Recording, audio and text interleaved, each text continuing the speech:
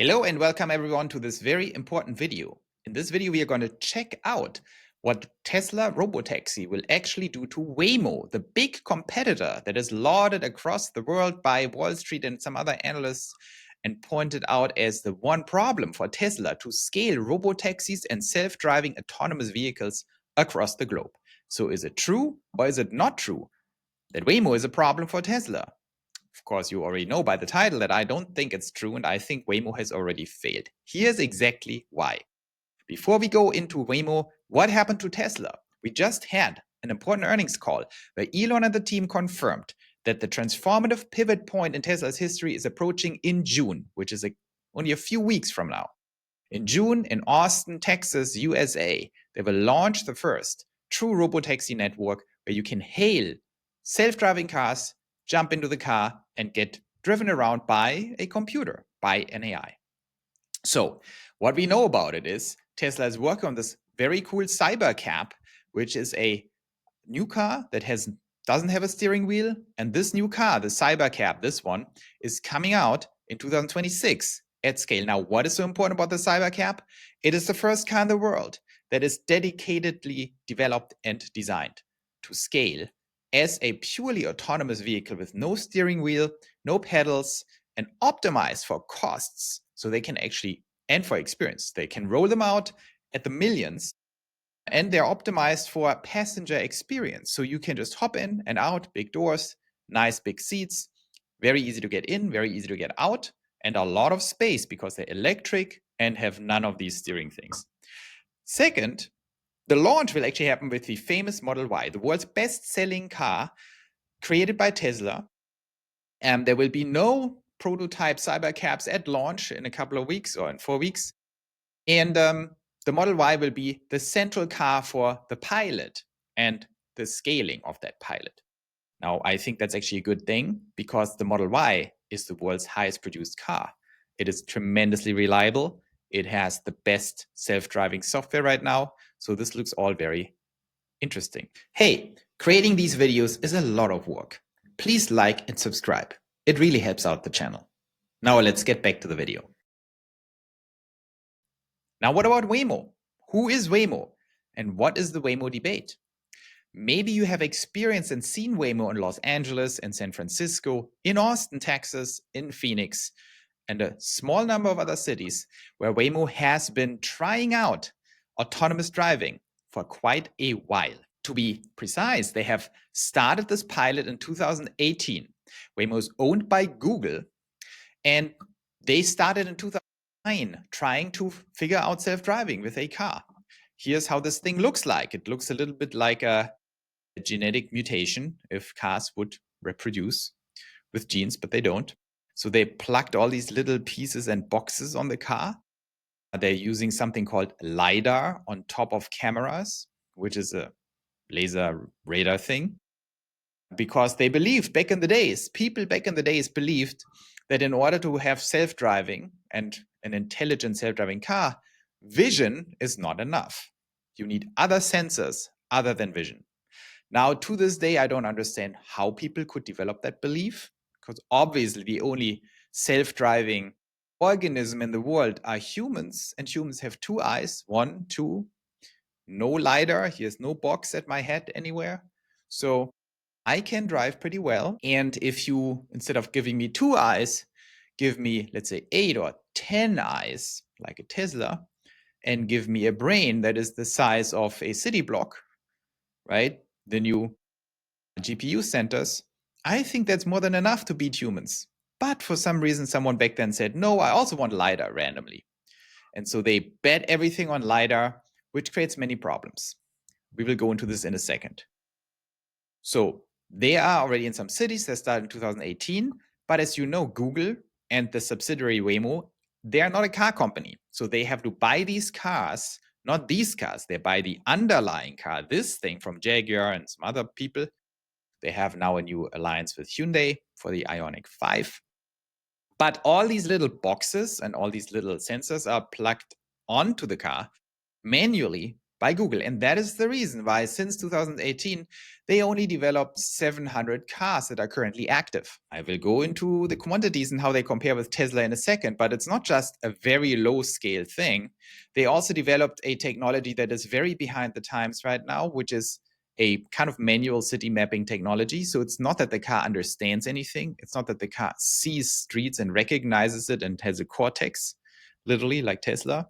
But they are busy driving on the roads and programming while they are driving what the car sees on the road, which creates a problem if the road changes, for example.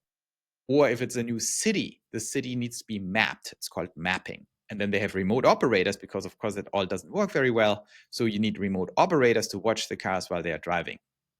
It's a little bit fake, in my opinion. They achieved 250,000 rides a week.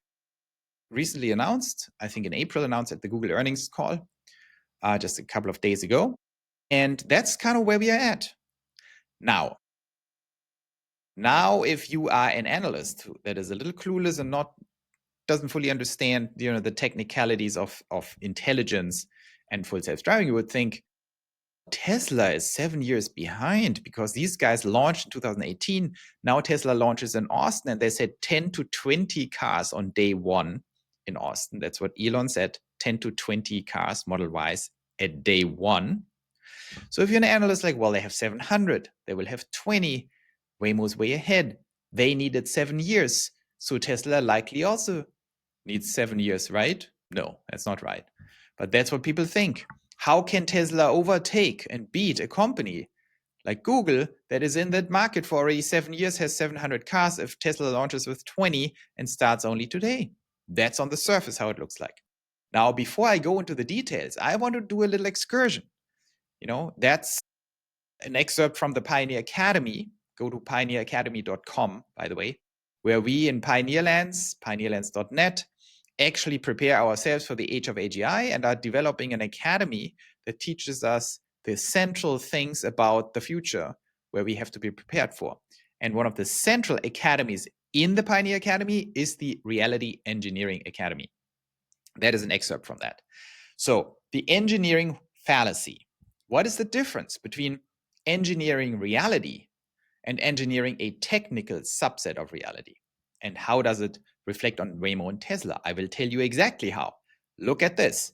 The engineering fallacy is that in technical engineering, which is the classic conventional engineering, that's chemical engineering, it's mechanical engineering, it's electric engineering. It's what you learn in the old colleges. In technical engineering, that is what Waymo does. You have a focus on the technical capability. You think, well, self-driving means there is a car with little sensors and some kind of brain that can drive, right? That is our mission.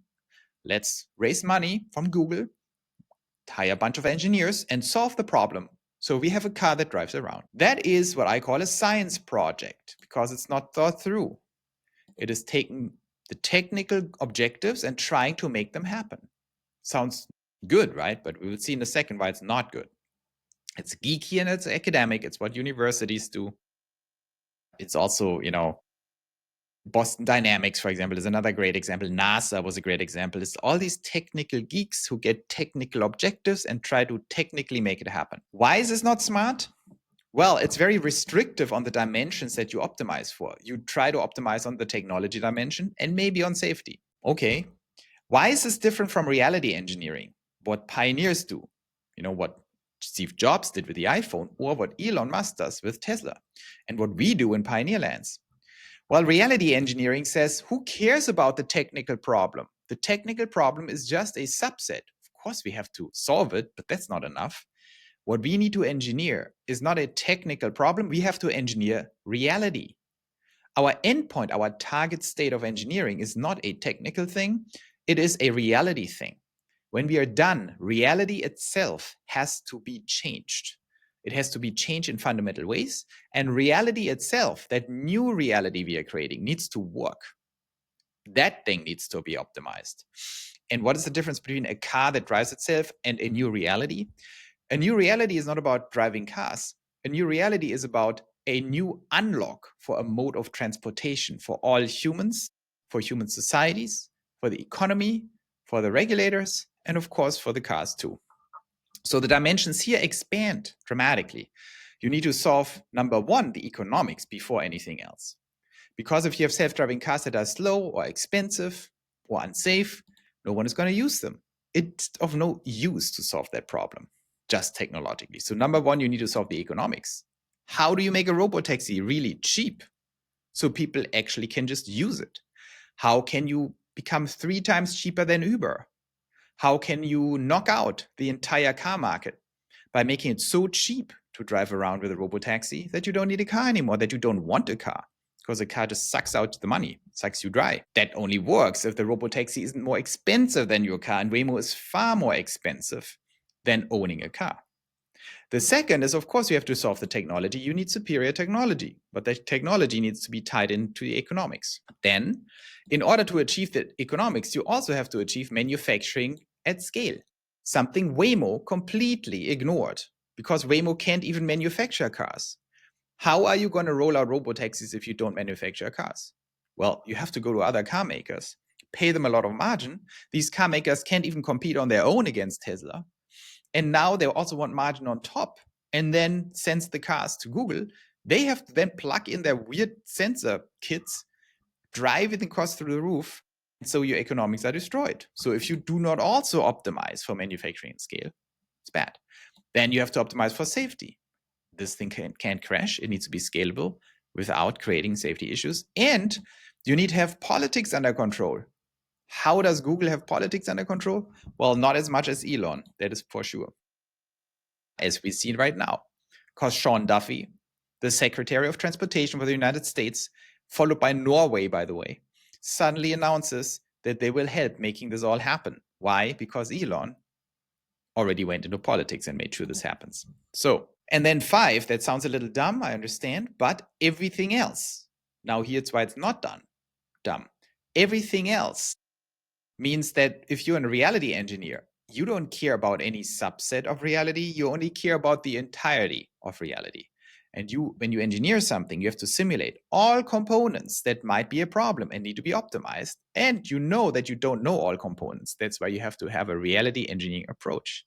When you design something and roll it out, you don't just stare at one dimension. You take a step back and ask yourself, do I achieve my reality engineering target state?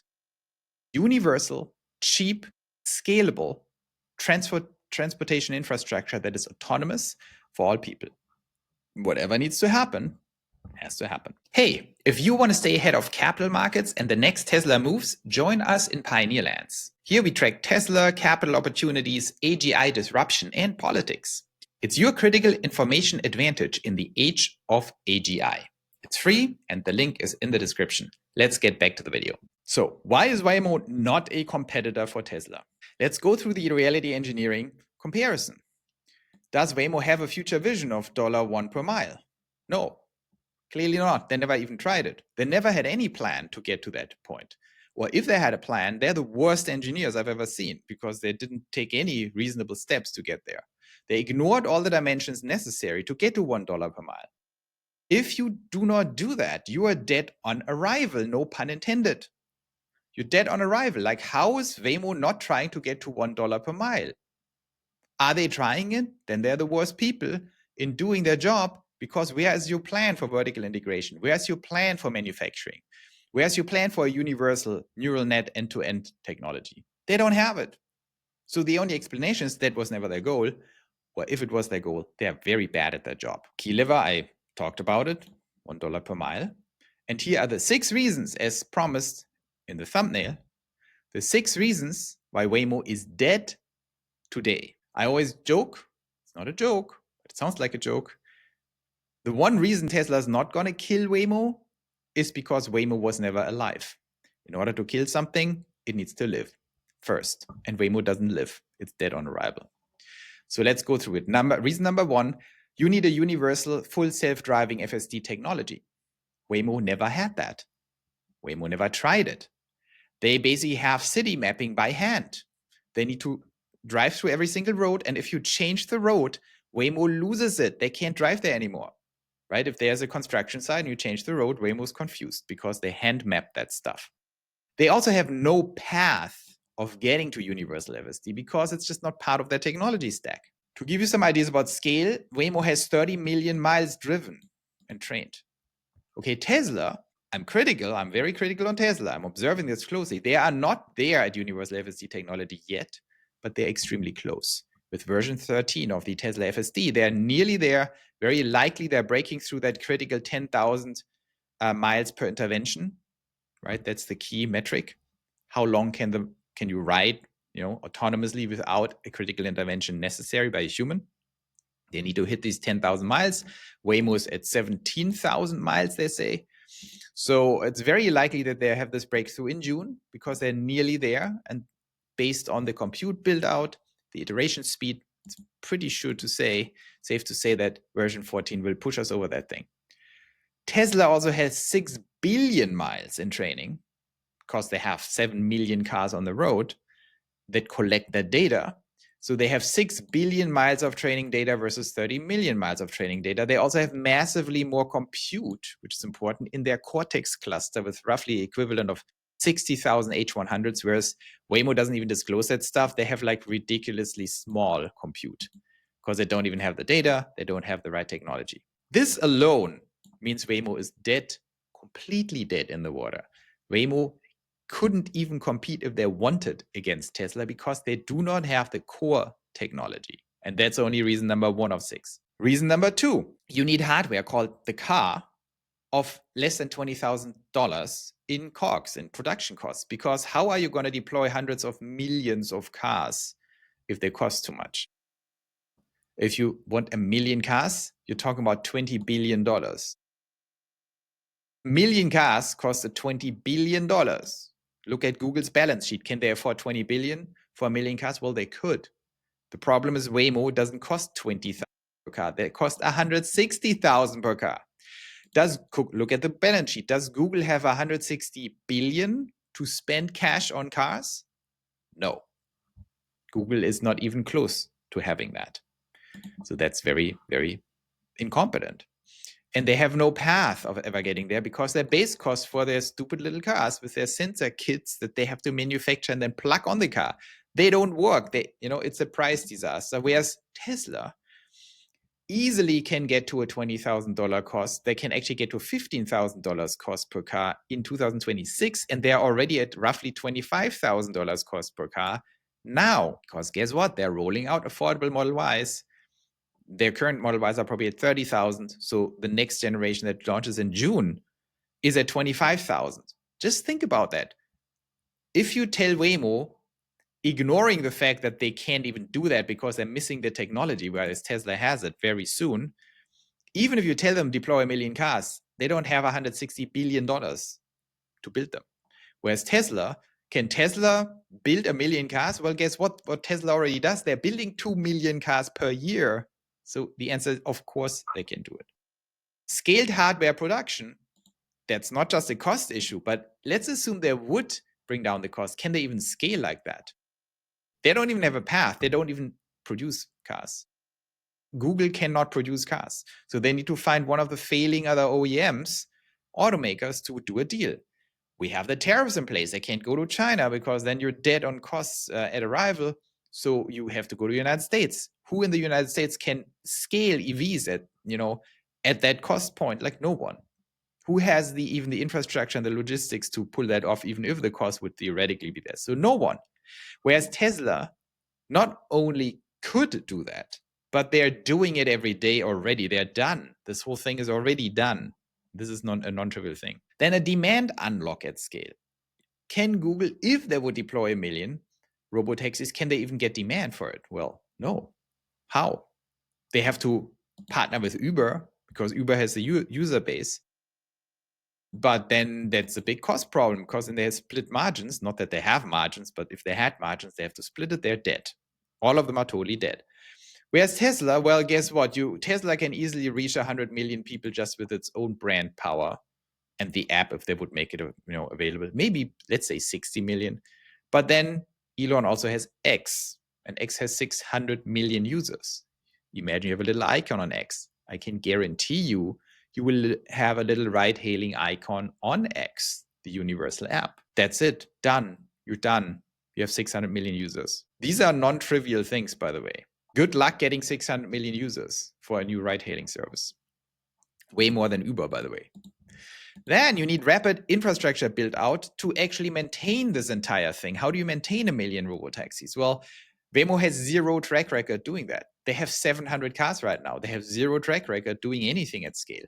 Whereas Tesla has a giant track record building the world's, by a far distance, the world's largest supercharging infrastructure.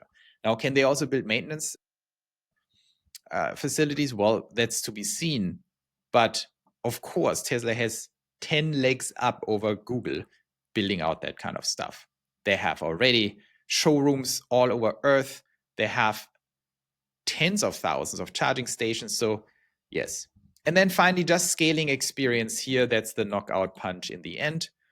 These people have built 700 cars, built, not even really built, but assembled with their little boxes. And these people have built 7 million cars in full compliance with all kinds of things. That is very important. So in a real world simulation, just look at what happened so far. Waymo launched in 2018. In 7 years, they deployed 700 cars, meaning an average 100 cars per year. Tesla produces 100 cars in 1 hour. I'm not kidding. They produce 100 cars in 1 hour. They produce it in a year. So that's bad. They can't scale hardware costs. They can't scale hardware production. They have FSD mapping that is not scalable, literally low IQ. This is a low IQ technology. The technology has a low IQ. It doesn't understand what it's doing. Tesla, launching in 2025, has 10 to 20 cars in day one. Just think about it. They launch in Austin, day one, 10 to 20 cars. But how quickly could Tesla, once it works, once they prove it's flawless in Austin, we don't know when that point is. We don't know if that point is on day one, on day two, on day 7 in week 1, month 1, or year 1. And I'm very clear on that. We don't know when Tesla achieves perfect autonomy in Austin. My gut feeling is it will be much closer to month 1 than to year 1. For many reasons. We have a lot of indications that version 14 will be the new version that is actually live in 4 weeks. And from there, it might just be day 1. But I'm pretty sure it will be closer to month 1 than year 1. But what happens? What happens if Tesla actually succeeds in unlocking Austin in perfect autonomy? Well, Tesla can scale to thousands and thousands of cars in Austin within hours, whereas Waymo would need another decade to do that. Just imagine Waymo would unlock a city, which they kind of did. They unlocked little pieces of LA, for example. Very little pieces, if you look at it, it's ridiculous. But whatever, they have a certain area of LA. Why do they not scale? They can't. They have to order the cars, and they have to hand assemble and put their little black boxes on them. Of course, these black boxes will be all over the place when you put it manually on these cars. They need to be then calibrated because each black box sits on the wrong position all the time. The software needs to be calibrated. It's a joke. They have no manufacturing skills and abilities. Whereas Tesla, if you manufacture 1 million Model Ys, how often do you have to hand calibrate the cameras? Never. Because they are a professional manufacturing company. Of course, the cameras are always in the same place. They don't need to be calibrated. How often you have to calibrate FSD per Model Y? Never. Because they are calibrated. They mass produce that stuff. It's like an iPhone. You don't need to hand calibrate every iPhone camera. So that is the big difference here. Waymo can't scale for cost reasons, but also for just pure manufacturing reasons. Whereas Tesla can, and you have to let that sink in. You have to let that sink in. Waymo and Tesla have nothing in common, and we can learn nothing from Waymo's problems and timescales for the Tesla rollout. It is not related. You have to get it out of your head. It's like comparing horse carriages with BMWs. There's nothing in common. You cannot say, but every horse carriage has to be hand adjusted for the horse. If it's a fat horse, you need to widen it. And if it's a small horse, you have to narrow it, the carriage. That is not true for BMWs. BMWs don't have these problems. They don't use horses. BMWs are being manufactured, and each 3 Series BMW is kind of the same. That's the point. The same is true. Waymo is basically a horse carriage with a little horse. The horse are their little handmade black boxes that some artisan has to put on the carriage. Tesla has a factory. They are manufacturing these cars with industrial scale. They're all the same. You can just deploy instantaneously any amount of cars at the millisecond where FSD is fully autonomous for a city. And that is exactly my point. We are looking at a single hinge point for Tesla, completely different from Waymo. Waymo has dozens of stupid little hinge points that need to be fixed every time they do anything. Tesla only has one. Does FSD work perfectly autonomously for a specific city? And once that is the case, they press a button and next day they can 100-fold the amount of cars, robotaxis on the road. So that is why this is a very different scenario. They can not just 100-folds, they can deploy millions of these things, just restricted because they still have to unlock each city and regulatory wise, but that can be very fast. Now let's look at production rates. I just say this like currently Waymo is 100 per year. Tesla is at 2 million a year.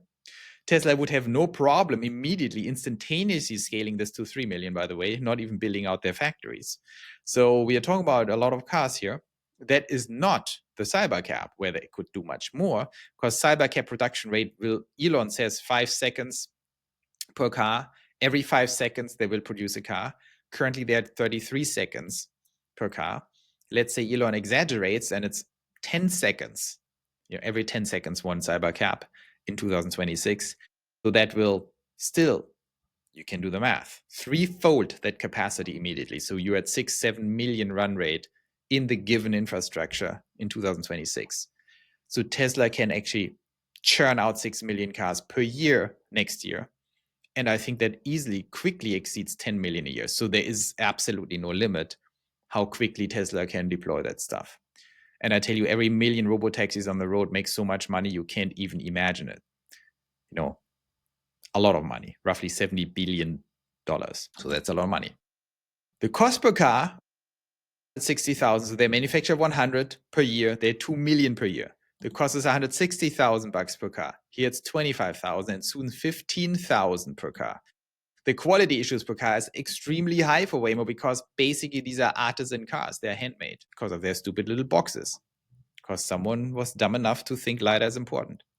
And here, Tesla, very low. They don't have these problems. They are zero problems. Every Model Y that gets manufactured is the same. It works. And don't underestimate this. This might be the biggest overlooked problem, that you need to be just good at mass manufacturing these things, including the AI technology. So Tesla has the ability to deploy 2 new robotaxis per minute. And as I said, once FSD achieves, more than 100,000 miles without intervention, which I think happens in 2026, they can just scale the hell out of this immediately. And I think what we are looking here at is a complete transformation of global transport, because you have to also put your visionary predictive hat on and simulate what happens if this happens. That this is not just replacing Uber. It's not just replacing ride-hailing or taxis. Once you have a sub $1 per mile transportation infrastructure, you're going to replace public transport. You're going to replace the entire auto industry, or at least 99% of it, because no one wants a car anymore. And I know people can't imagine this right now, but I tell you, once you look at your bank account, you will say, why the hell would I spend $1,000 or $1,200 on transportation per month if I can spend $300 and have no problems with my stupid car anymore? Then you have all secondary things. Public transport is going to go away, because who needs public transport? Who wants to sit in a bus if you can have a cheaper robotaxi ride for yourself? Then you have tertiary effects on the economy. You can build infinite numbers of new business models on top of that transportation infrastructure. It's kind of, you're in the time of horse carriages, and now someone invents cars, Ford, and combines it with railways, with trains, the railroads. And if you know anything about American or European recent history, the effect of railroads was absolutely transformative. The effect of cars too. But here you have something that combines the two in a way, right? You now can just roam around in your life, have a little app, and whenever you want to transport anything or anyone from A to B, you just click and it's done. Just let that sink in. That's what's really being built here. And that's why this is not about 700 cars. It's about hundreds of millions of robotaxis that are needed worldwide in very short order. That is what's going on here. Now, let's quickly look at what are Google's and Waymo's mistakes. For us as reality engineers, always good to learn from mistakes. The first one is, of course, this whole thing was set up as a technical engineering problem, not as a reality engineering problem. That was the biggest mistake, right? And that means whoever came up with this didn't really think it through in the very beginning, which is very important. They didn't think, what is my vision of the future? How does this vision exactly break down in the economics of that future? And now we have our engineering problem. Now, how do we solve that reality engineering problem of $1 a mile? Well, it's a whole set of things we need to optimize in parallel. Manufacturing, quality control, rapid scale, and then of course technology, but the technology has to fit these other things. No, what did Waymo do instead? Oh, let's just be little geeks and solve that technology problem. The rest will sort it out itself. Like, no, it won't. So then they also set on the technology side on LiDAR, which no normal human being would ever do if there would be a reality engineer, because would say, who tells me on a first principle level that we need randomly some laser? Do I have laser eyes? Do I have radar in my frontal cortex? No. So if humans with 2 eyes can solve the problem, why would a machine with 10 eyes not also be able to solve the problems? Why do you need other orthogonal technologies? Of course you don't. It was obvious from the outset.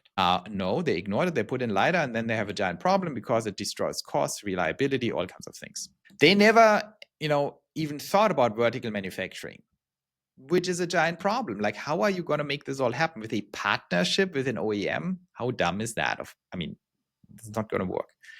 And then, of course, no urgency. This is my biggest beef also with some companies, especially Google. They always behave like it's a little university project, little science project. Oh, let's just dabble around in it, make it very safe. And safe is just code for let's just be lame and not speed it up and have no urgency. Look at Tesla. They are hyper safe, but they are also urgent about it. So that's the difference to pioneers. These are kind of little geeky science projects with an academic touch, like, oh, who needs to change the world? Just dabble around, make it a nice little competition. And a pioneer would say, no, we need to deliver this stuff. We need to actually build this infrastructure. Now, what Tesla did right, they made it reality engineering from the outset. And I put in Joe here, this is what I would have done too, because I want to get to the point where I wouldn't have done it and I would have been wrong. So of course, reality engineering, that's my thing. Of course, I would have done it the same way. First principles, break it down, and then focus on the key things that drive that. End-to-end neural nets, fast pivot when they actually became possible a couple of years ago. That was smart. They scrapped everything, I tell you, in the background. They scrapped everything they have done for 8 years and then said, oh, let's pivot to this thing, which is good because they know what they are getting at. Bold pivot of Tesla to pure robotaxi company. Here is where I first disagreed because I'm dumber than Elon, as at least in this aspect of the company. I said, Elon, what are you doing? Why are you not producing the affordable Model Q and give us a break as shareholders, because we want this affordable Model Q? It can totally coincide with robotaxi. And Elon basically said behind the scenes, dudes, EVs are dead. In 3 years, it's going to be a shit show. The whole EV market, forget it. It's boring, it's stupid, and we are all dead. We need to get out of here. And there is no other option. And he saw this earlier than everyone else and said, no, I'm betting the entire Tesla company on robotaxi and then humanoid robots. And what that means is not dabbling around while we are building this with some affordable model. Scrap it. Go straight for the kill and robotaxi the hell out of it. Align the entire company, and then we don't need affordable models because the robotaxi will be the affordable model in 2026 already. That was a pretty bold move. I disagreed with it. I was wrong. Elon was right. Becomes more and more clear to me. It's a leadership lesson we can all take from that. You need to be bold. In the age of AGI, you cannot just waste another 2 years of distractions with stuff that is already outdated. Then you have the Musk economy synergies. Think broadly. X will be very important in absolutely dominating this thing because X injects 600 million users that immediately can do the ride hailing. And finally, you need pioneer leaders. Do you know anyone at Waymo? No. Do you know anyone at Google? No. Maybe Pichai, some people know him, but he's also not very, like, no. They're like a woke little company. No one wants to stick out, like a little commune. Whereas here we have a leader that is visible, that that people can relate to, Elon Musk, and that matters for reality engineering, because we have to trust someone, we have to see someone, we have to cast our own judgment on the leader behind it. And if you don't have a leader, it's not great, because you can't build a community, you can't have relationships with your users, you can't excite Wall Street. Someone has to step out of the shadows and be the leader in all these endeavors. That is why companies that are led by strong pioneers will always win over the others. The whole faceless corporation thing doesn't work anymore in a time where things need to get done fast and effectively with trust. So that's the lessons here. That's the 6 reasons why Waymo is dead on arrival.